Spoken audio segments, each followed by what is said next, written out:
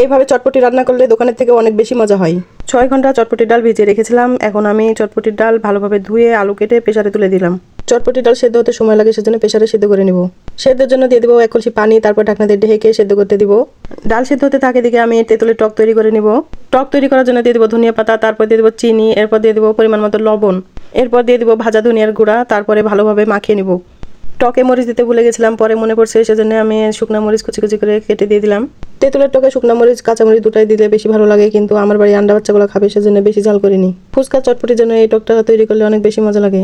টক তৈরি করতে করতে এদিকে আমার ডাল সেদ্ধ হয়ে গেছে। ডাল সেদ্ধ করতে 6টা সিটি লাগছে আমার। সেদ্ধ ডাল এক পাশে রেখে দিব, তারপরে কড়াই দিয়ে দিব পেঁয়াজ কুচি, তেল, তারপরে পেঁয়াজটাকে হালকা ভেজে নিব।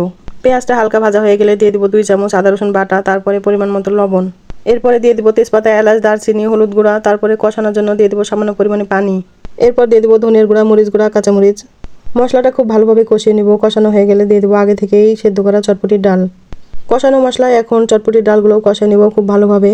চটপটির ডাল কষানো হয়ে গেলে এখন আমি আলুগুলো গোটা গোটা আছে ওগুলো ভেঙে দিব। আলুগুলো ভাঙা হয়ে গেলে দিয়ে দেবো আবারও 1 কলসি পানি, তারপরে সুন্দরভাবে ফুটিয়ে নিব।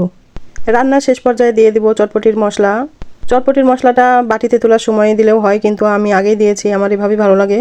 চটপটি বিভিন্নভাবে রান্না করা যায়, কিন্তু আমি এভাবেই সবসময় রান্না করে থাকি, আমার এভাবে বেশি ভালো লাগে। চটপটি রান্না হয়ে গেছে, এখন আমি বাটিতে বাটিতে তুলে সাজিয়ে নিব। প্রথমে শসা দিয়ে দিব, তারপরে দিয়ে দিব পেঁয়াজ কুচি। এখানে চটপটি সাজানোটা নিজের কাছে, যে যেমন খেতে পছন্দ করে তেমনভাবে সাজিয়ে নিলেই হবে। কাঁচামরিচ দেওয়ার পরে দিয়ে দিব নিমকি। এখানে পাঁপড় সবাই ব্যবহার করে, কিন্তু আমার নিমকি বেশি ভালো লাগে, নিমকিটা মুচমুচে থাকে বেশিক্ষণ। শেষ পর্যায়ে দিয়ে দিব সেদ্ধ ডিম গ্রেট করে।